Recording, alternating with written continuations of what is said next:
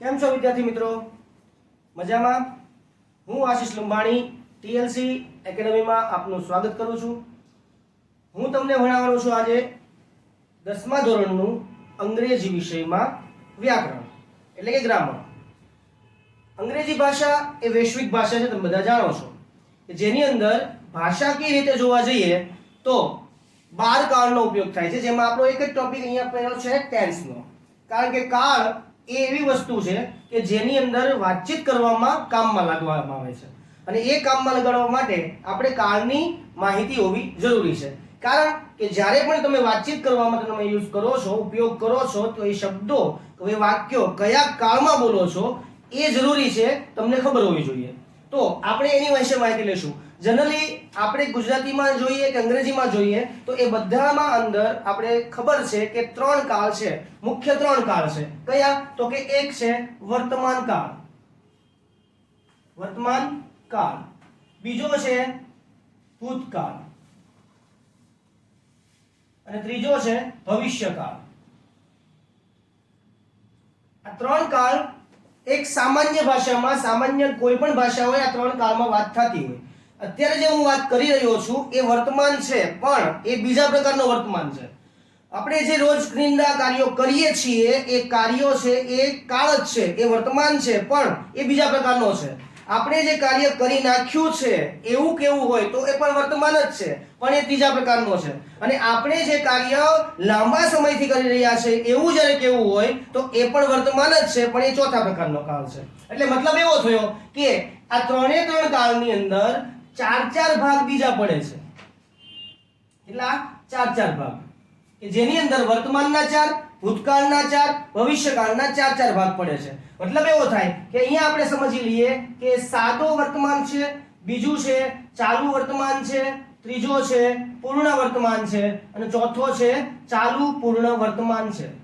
કે જે અંગ્રેજી ભાષાની અંદર આ 4 કાળના આના વર્તમાન કાળના 4 ભાગનો ઉપયોગ થશે, ભૂતકાળના 4 ભાગનો ઉપયોગ થશે, એવી રીતે ભવિષ્યકાળના પણ 4 ભાગનો ઉપયોગ થશે. એટલે કે આ 4 ભાગ છે એ ઓલરેડી ભૂતકાળના પણ છે અને ભવિષ્યકાળના પણ છે. એટલે મતલબ એવો થાય કે જ્યારે પણ તમે અંગ્રેજી ભાષામાં વાત કરતા હો ત્યારે એ ભાષાકીય રીતે તમારે આ 4 કાળનો ઉપયોગ છે એ કરવો પડશે. તો આપણે શરૂઆત કરીશું વર્તમાન કાળથી. વર્તમાન કાળના 4 ભાગ પૂરા કરશું, ત્યાર પછી ભૂતકાળના 4 ભાગ પૂરા કરશું, અને ત્યાર પછી ભવિષ્યકાળના 4 ભાગ પૂરા કરશું. તો સૌપ્રથમ આપણે લઈએ કે સાદો વર્તમાન કાળ.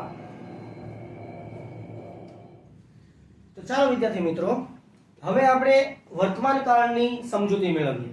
જે તમને સમજાયું કે અંગ્રેજી ભાષાની અંદર કુલ 12 કાળ છે, એમાં વર્તમાન કાળ એટલે અત્યારે જે ભાષા છે, અત્યારે જે તમે બોલો છો એ વર્તમાન કાળની છે.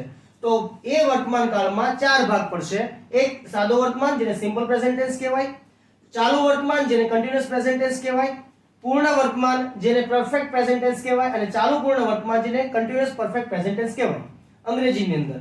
હવે આપણે એ સમજવાનું છે કે વર્તમાન કાળની અંદર તો 4 ભાગ તો પડ્યા, એના પછીનો ભાગ આપણે ધીમે ધીમે તમને સમજાવીશ, પણ એની પહેલા એ સમજી લઈએ કે અંગ્રેજી ભાષા છે એની વાક્ય રચના અને ગુજરાતી ભાષાની વાક્ય રચનામાં શું ફરક છે.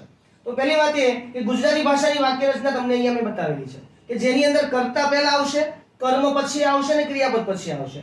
તો અહીંયા જરૂરી છે કોઈ પણ ભાષા હોય એમાં 3 વસ્તુ મુખ્ય હોય. એક કર્તા એટલે વાક્યનો કરનાર, બીજું કર્મ કે જે કામ થઈ રહ્યું છે એ, અને જે કર્મ થઈ રહ્યું છે એનું મૂળ પદ એને કહેવાય ક્રિયાપદ.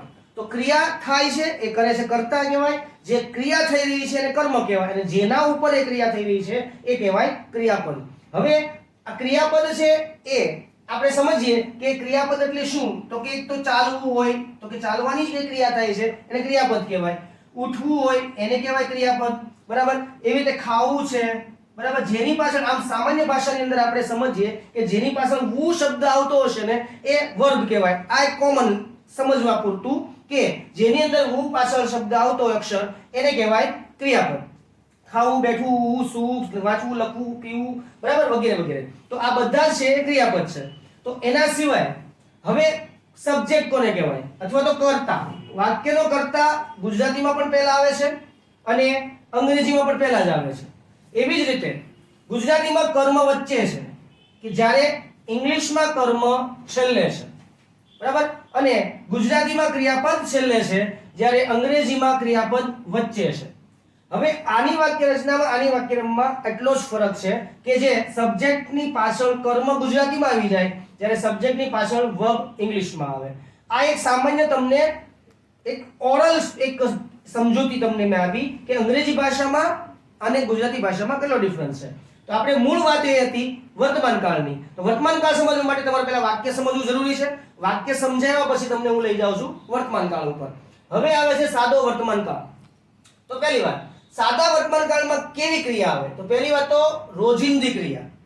રોજિંદી ક્રિયા એટલે શું? રોજે રોજ બનતી હોય, દર અઠવાડિયે બનતી હોય, દર મહિને બનતી હોય, દર વર્ષે બનતી હોય, દર મિનિટે, દર સેકન્ડે, દર વાળા શબ્દો કે જે દર વખતે બનતી હોય, એના અમુક સમયાંતરે બનતી જ હોય એવી ઘટના છે, એને કહેવાય રોજિંદી ક્રિયા. બીજી વસ્તુ કહેવતો, મહાવરો, સુવિચારો, બરાબર, આ બધી વસ્તુનો સમાવેશ પણ સાદા વર્તમાન કાળમાં થાય. ત્રીજી વાત, સનાતન સત્ય, મહાપુરુષોના વચનો, આ બધું જ કે કહેવતો હોય કે ગમે તે હોય, આ બધી વસ્તુનો ઉપયોગ પણ સાદા વર્તમાન કાળમાં થાય. એવી જ રીતે એક મુખ્ય વાત એ છે વર્તમાન કાળની, સાદા વર્તમાન કાળની, કે જે છે આ ક્રિયાપદની પાછળ s અથવા es પ્રત્યય લાગશે. આ મુખ્ય ઓળખાણ માટેનું સૌથી મોટો ટોપિક. s અથવા es પ્રત્યય હોય ત્યારે વર્તમાન કાળ કહેવાય. પણ એક આમાં એ પણ જોવાનું છે s અને es પ્રત્યય લાગે જ ક્યારે, શા માટે લાગે? તો પહેલી વાત તો એ કે ક્રિયાપદની અંદર પાછળ s અને es પ્રત્યય લાગવાનું મૂળ કારણ છે કે કર્તા તરીકે ત્રીજો પુરુષ એક વચન. એટલે કે કર્તા આપણી પાસે છે 5 પ્રકારના. એમાંથી મેઇન વાત આવે છે કે he, she અને it વિભક્તિ, જેને આપણે કર્તા વિભક્તિ કહીએ છીએ. he, she ને it. છોકરાનું નામ હોય, છોકરીનું નામ હોય કે પ્રાણી અથવા નાનેતર જાતિનું કોઈ પણ નામ હોય ત્યારે s અથવા es પ્રત્યય લાગે. સમજાઈ ગયું? કે કર્તા તરીકે જ્યારે ત્રીજો પુરુષ એક વચન he, she અથવા it ત્રણમાંથી કોઈ પણ હોય, અથવા છોકરાનું નામ હોય, છોકરીનું નામ હોય કે પ્રાણીનું નામ હોય, ત્યારે જ ક્રિયાપદની પાછળ s અથવા es પ્રત્યય લાગશે. આ મુખ્ય ઓળખાણ છે સાદા વર્તમાન કાળની. બાકી કોઈ પણ સાથે, કોઈ પણ બીજા કર્તા સાથે s es પ્રત્યય લગાડવાનો નથી. ફરી વખત કહી દઉં કે કર્તા તરીકે જ્યારે ત્રીજો પુરુષ એક વચન એટલે કે he, she ને it હોય ત્યારે જ ક્રિયાપદની પાછળ s અથવા es પ્રત્યય લગાડવાનો છે. નહીતર બીજા કોઈ કર્તા પાછળ s es પ્રત્યય લાગતો નથી. બરાબર? અને એની વાક્ય રચના અહીંયા બતાવી છે તમને. કર્તા ક્રિયાપદ s અથવા es પ્રત્યય છે, પણ એ ક્યારે? જ્યારે ત્રીજો પુરુષ એક વચન હોય ત્યારે જ, ત્યાં સુધી નહીં. બરાબર? કર્તા ક્રિયાપદ s es એટલા માટે મૂક્યું છે કે જ્યારે ત્રીજો પુરુષ એક વચન, કદાચ કર્તામાં ત્રીજો પુરુષ એક વચનનું કર્તા હોય, બની શકે, તો s es લાગે. એટલે સાથે જ લઈ લીધું છે કર્તા ક્રિયાપદ, પછી s અથવા es પ્રત્યય, પછી કર્મ અને પછી અન્ય શબ્દ. આ ક્રિયા થઈ, એક આ સમજૂતી થઈ તમને આપી છે મેં સાદા વર્તમાન કાળની. બરાબર? સાદો વર્તમાન કાળ અહીંયા સમજૂતી જે આપી છે. હવે રોજિંદી ક્રિયાની મેં તમને કીધી વાત. એમાં કઈ ક્રિયા? તો કે રોજબરોજ બનતી હોય. દાખલા તરીકે ગુજરાતીમાં કહીએ તો કે હું દરરોજ સવારે 7 વાગે ઉઠું છું. હું દરરોજ નિશાળે જાઉં છું. મારા મામા દર અઠવાડિયે મારા ઘરે આવે છે. મારા પપ્પા દર મહિને મુંબઈ જાય છે. એવું. બરાબર? આને કહેવાય રોજિંદી ક્રિયા. કહેવતો, મહાવરો, સુવિચારો. બરાબર? દાખલા તરીકે great student with great future. બરાબર? આ વસ્તુ છે એક સુવિચાર છે. બીજી વસ્તુ છે go fourth and seek you will find the glory. બરાબર? આ વસ્તુ છે એ પણ સુવિચાર છે. તો આ બધા સુવિચારોનો સમાવેશ પણ આમાં થાય. બરાબર? બીજું સનાતન સત્ય, જેમ કે સૂર્ય પૂર્વમાં ઉગે છે. બરાબર? સૂર્ય પૂર્વમાં ઉગે છે. The sun is rising in the east. બરાબર? તો ક્રિયાપદ આ સનાતન સત્ય થયું. મહાપુરુષોના વચનો, જેમ કે ગાંધીજી એવું કહેતા, Gandhiji said that truth is power. સત્યમાં શક્તિ છે. ગાંધીજી એવું કહેતા કે સત્યમાં શક્તિ છે. તો એ પણ મહાપુરુષોના વચનો. એમાં કાંઈ ફરક પડતો નથી કે ગાંધીજી નથી ત્યારે પણ એ જ વસ્તુ સત્ય છે, અને છે તો પણ એ જ વસ્તુ સત્ય હતી, નહોતા ત્યારે પણ એ જ વસ્તુ સત્ય છે. એટલે જે સત્ય છે એ સનાતન સત્ય છે. બરાબર. તો આ બધી વાત આપણે સાદા વર્તમાન કાળમાં કરીશું. અને વાક્ય રચના જે છે એ તમે સમજી ગયા છો. કર્તા, ક્રિયાપદ, એસ પ્રત્યય, કર્મ અને અન્ય શબ્દ. એક વાક્ય તમને હું ખાલી સેમ્પલ નું આપી દઉં કે મુખ્ય કર્તા તરીકે દાખલા તરીકે હી હોય, બરાબર, હી. ત્યાર પછી ક્રિયાપદ માની લો કે આપણે પ્લે લઈ લઈએ, બરાબર. હવે ત્રીજો પુરુષ એકવચન છે, હી, શી ને ઇટ છે, એટલે એસ અથવા ઈએસ પ્રત્યય લાગશે. બહુવચનના નિયમ પ્રમાણે જ આલે ગણવાના છે, એસ અને ઈએસ નિયમ, જે તમે ઓલરેડી ત્રીજા ચોથા ધોરણમાં ભણી ગયા છો.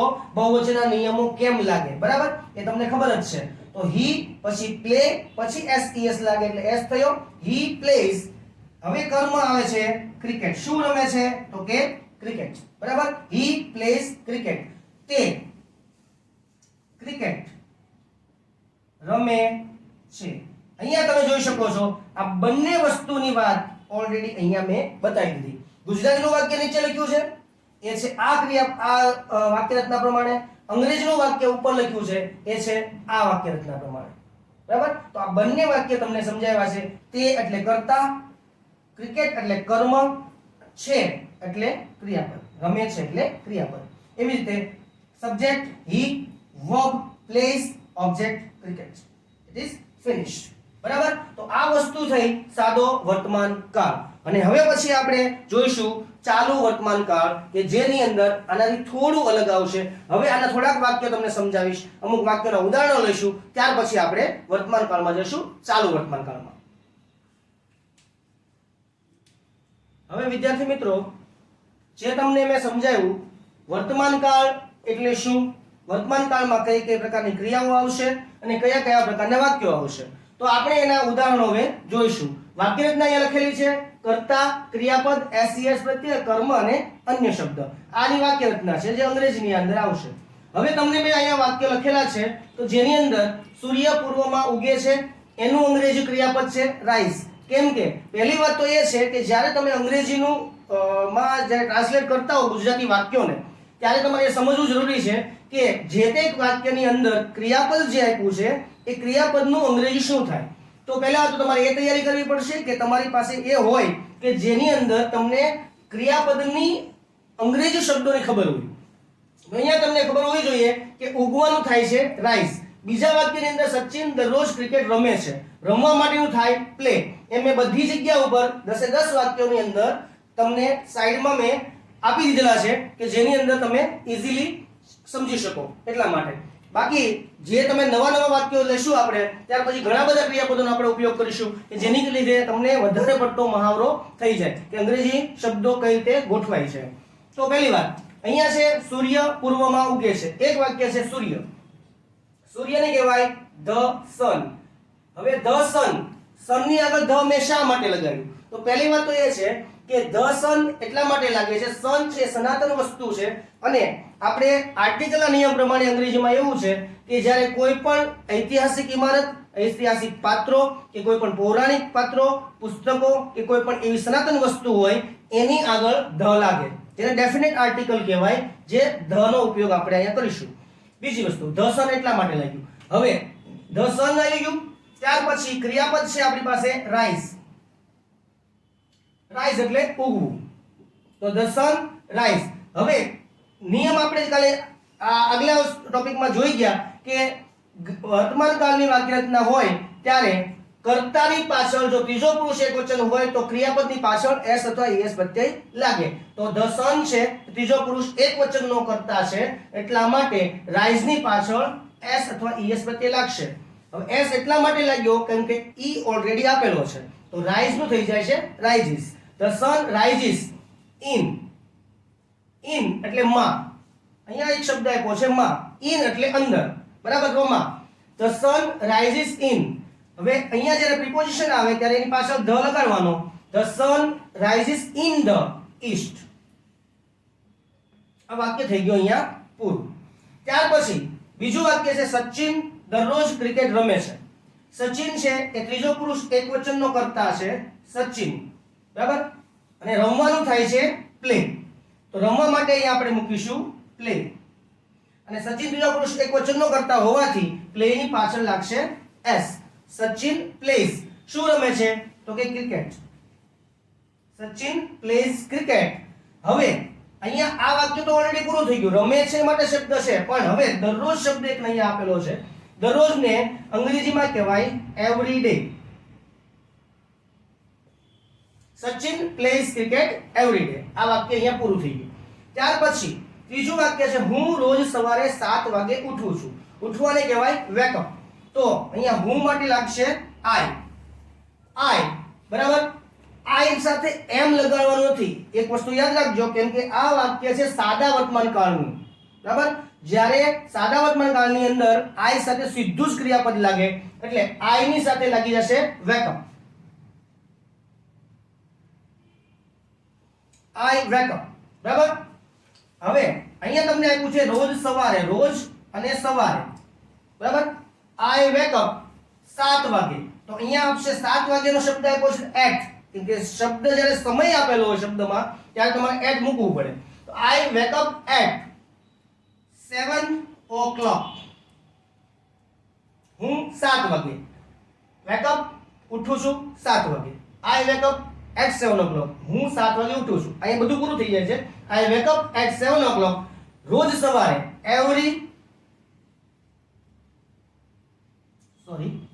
in every morning. સવારમાં લખ્યું છે એટલે આપણે સવારે અથવા તો સવારમાં લખીએ તો in લગાડીએ તો ચાલશે. I wake up at 7 o'clock in every morning. વાક્ય થઈ ગયું અહીંયા પૂરું. I wake up at 7 o'clock in every morning. રોજ સવારે 7 વાગે ઉઠું છું. પછી આપ્યું છે અમે. અમેનો કર્તા થાય છે વી.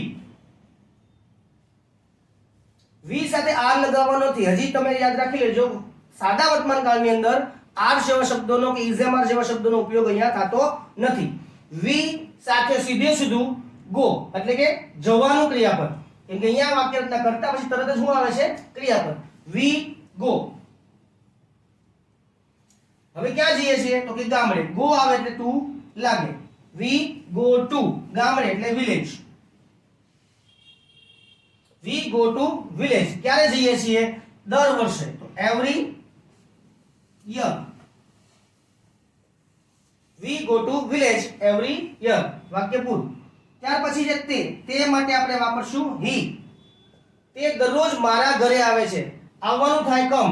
હી કમ. કમની પાછળ ત્રીજો પુરુષ એકવચન હોવાથી એસ લાગશે એટલે કમનું થઈ જશે કમ્સ. હી કમ્સ. કમ્સ આવે એટલે ટુ આવે. He comes to my home. He comes to my home. દરરોજ એટલે એવરી ડે. આ વાક્ય અહીંયા પૂરું થઈ જાય. હવે સિંહ હરણને મારે છે. સિંહ છે એ ત્રીજો પુરુષ એકવચન ધ લાગશે, કેમ કે ત્રીજો પુરુષ એકવચન છે પણ પ્રાણી છે, એટલે the lion. The lion kill. ત્રીજો પુરુષ એકવચન છે એટલે કિલ્સ થઈ જશે. The lion kills deer. એની પાસે સાથે પણ હું લખશું ધ.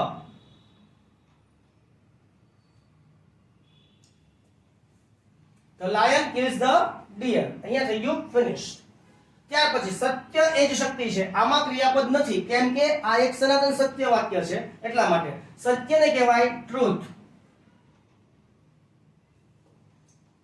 હવે અહીંયા ઇઝ લાગશે, કેમ કે આ એક સનાતન વાક્ય છે એટલા માટે ઇઝ. દાખલા તરીકે હું એમ કહું કે આઈ એમ ટીચર, તો એ સનાતન વાક્ય છે. તમે એમ કહેશો કે વી આર સ્ટુડન્ટ્સ, તો અમે સનાતન વાક્ય થઈ ગયું, એટલે એની સાથે ઇઝ લાગે. બાકી સાદા વર્તમાન કાળની અંદર ઇઝ ને ઉપયોગ આપણે કરવાનો નથી. આ એક વાક્ય એટલા માટે મેં અલગ લીધું છે કે જે તમને સમજાવી શકાય કે સત્ય એ શક્તિ છે. એવા કોઈ પણ વાક્ય આવે, જેમ કે હું એમ કહું કે આઈ એમ ટીચર, તો આઈ સાથે એમ લાગે છે. વી આર સ્ટુડન્ટ્સ, તો અમે એવું આર લાગે છે. પહેલા નકર તમને એવો સવાલ થશે કે સાહેબ તો આમાં એવું કહેતા હતા કે આની અંદર ઇઝ એમ આર નો ઉપયોગ કરવાનો નથી આવતો, પણ અહીંયા કેમ ઇઝ લાગ્યું? તો ઇઝ લાગવાનું મૂળ કારણ આ છે કે એવું વાક્ય છે કે જે એક સત્ય વાક્ય છે, એટલા માટે એમાં ઇઝ લગાડવું પડે. બરાબર. તો ટ્રુથ ઇઝ શક્તિને કહેવાય પાવર. વાક્ય પૂરું. પછી હવે બીજું વાક્ય છે રાધા. રાધા સુંદર ગીત ગાય છે. અહીંયા મેં વાપર્યું છે વિશેષણ સુંદર, એટલે કહેવાય બ્યુટીફુલ અથવા તો લવલી. રાધા બ્યુટીફુલ નો ઉપયોગ કરીશું, પણ ગીતની આગળ કરવાનો છે. ગાવા માટે આપણે વાપર્યું છે સિંગ. રાધા સિંગ. એની સાથે લાગશે એસ. રાધા સિંગ્સ, શું ગાય છે? અ સોંગ, પણ કેવું? Beautiful. Sings a beautiful song. ત્યાર પછી તેણી દર મહિને પૈસા ઉછીના લે છે. દર મહિને, એવરી મંથ પૈસા ઉછીના લેવા એટલે બોરો, અને પૈસાને કહેવાય મની. તેણીને માટે વાપરશું she. બરાબર, she સાથે સીધું ક્રિયાપદ છે બોરોન. એસ લાગશે કેમ કે ત્રીજો પુરુષ એકવચન છે. she borrows, શું લે છે? પૈસા. she borrows money, ક્યારે લે છે? every month. ત્યાર પછી અમે રોજ અંગ્રેજી ભણીએ છીએ. ભણવાને કહેવાય લર્ન. અમે માટે વાપરશું અહીંયા we. we learn. N English લખવું હોય તો પણ ચાલે અને ન લખો તો પણ ચાલે, સમજી લેજો. we learn an English અથવા તો we learn English only, એવું કરશો તો ચાલશે. we સાથે ses લાગતો નથી એટલે લગાડ્યું નથી. we learn English every day. તો વિદ્યાર્થી મિત્રો, અહીંયા તમે 10 વાક્યના ઉદાહરણો જોયા, જેની અંદર તમે સમજી શકો છો કે પહેલા તો કર્તા, પછી ક્રિયાપદ અને પછી કર્મ. કર્તા, ક્રિયાપદ અને કર્મ, કર્તા, ક્રિયાપદ અને કર્મ, બધામાં આ જ એક કોમન વસ્તુ રહેશે. અને આમ જોઈએ તો અંગ્રેજીનું મૂળ વાક્ય રચના છે સબ્જેક્ટ, વર્બ અને ઓબ્જેક્ટ. એટલે કે મૂળ વાક્ય રચના આ ત્રણ વચ્ચે જ રમશે. તમને એટલી ખબર હોવી જોઈએ કે આ શું છે, વર્બ શું છે, એ જ્યારે ખબર પડી જાય ત્યારે બારે બાર કાળ રમતા રમતા તમને આવડી જાય. બરાબર, અને રમતા રમતા શીખવાનું કામ અમારી એકેડેમીનું છે કે જે કરશે TLC. Thank you.